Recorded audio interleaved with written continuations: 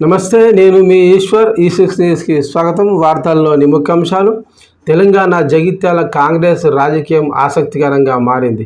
BRS MLA Sanjay Kumar Congress పార్టీలో చేరడంతో అస్సాం పార్టీలో ముసలం స్టార్ట్ అయ్యింది. ఎమ్మెల్సీ జీవన్ రెడ్డి కాంగ్రెస్కు రాజీనామా చేసేందుకు సిద్ధమయ్యారని జీవన్ రెడ్డి రాత్రి హైదరాబాద్కు చేరుకున్నారు.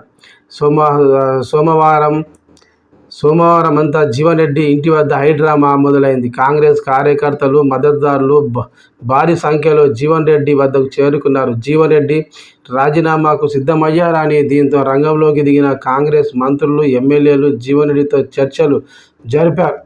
మంత్రి శ్రీధర్ బాబు చర్చలు జరిపిన ఫలితం లేకపోవడంతో హైకమాండ్ వద్దకు తీసుకువెళ్తానని శ్రీధర్ బాబు హామీ ఇచ్చారు. గెలుపు ఓటములకు సంబంధం లేకుండా కాంగ్రెస్కు విధేయుడిగా నేను కనీసం 40 ఏళ్లు పనిచేశానని, నాకు కనీసం సమాచారం ఇవ్వకుండా సంజయ్ను కాంగ్రెస్లో చేర్చుకున్నారని ఆయన బాధపడ్డట్టు తెలిసింది. 2019లో జరిగిన పట్టభద్రుల ఎమ్మెల్సీ ఎన్నికల్లో విజయం సాధించారు.